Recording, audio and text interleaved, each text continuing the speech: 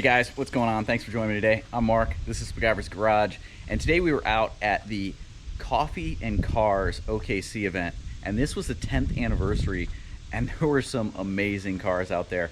I'm gonna go ahead and show you guys those in just a few minutes, but first let's talk a little bit about some of the things that I've done to the car recently that I wanted to show you guys. So you guys saw that I had put that carbon lip on the front. Well, I wanted to go with the whole kit, and the lip just wasn't working for me. It was a little bit too big, it stuck out a little bit too much, and it was a little too low. Fitment wasn't as good as I wanted it to be, so I pulled that one off. I sold it. I actually installed it on another Supra for the guy, but I got a Maxton kit and got the whole kit. V2 front lip, V1 side skirts and rear spats. And then I also recently have done a couple other things. So I think I showed you guys the carbon hood vents. I also went with the carbon emblems, and I just on Tuesday finally got it and installed the downpipe. So I've got the active Autowerke catted downpipe on here. Cool thing about that one is it's guaranteed not to give you a check engine light, and it also is EPA approved. So with all the crap that's going on, all the stupid environmental crap that's been going on, I'm pretty safe with that one. So let's take a look at some of this stuff. All right, so there's the carbon front emblem. You can see it actually goes really well with the car. And then you've got the carbon vents, which I got from A90 shop right there. You know, it kind of all goes with the theme. You've got the vents, the air deflector, the mirror covers, the roof, the spoiler. I went with those carbon fiber decals there, and then the carbon fiber rear emblem as well. And so it kind of all ties together and works really well for me. And then the Maxton kit, you can see the rear spats here, kind of add a little bit something there, and then you've got the side skirts going down through, add just a nice extra extension to the car. And then there's the new front lip that I've got on there. Not quite as aggressive as the carbon one I had, but man, I think it all ties together really, really well and just gives the perfect setup. So like I said, I was just out at the Coffee and Cars event, and I gotta tell you, I didn't have the hood open, and one of the other guys that's out there, one of the BMW guys with an F80 M3 was like, dude, open your hood. That thing is going to draw so much attention. So we opened the hood, and we had a lot of people come over and check it out. But what I want to show you is this. So right there, new downpipe. I've got the active Autowerke catted downpipe in there, and did that just kind of right here on the garage floor. Went ahead, installed that, easy install, and it doesn't change the volume a lot. It was actually a little less than I thought it was going to do. Adds a little bit of deepness to the tone and maybe a little bit of rasp. So why don't we do a startup and I'll show you guys.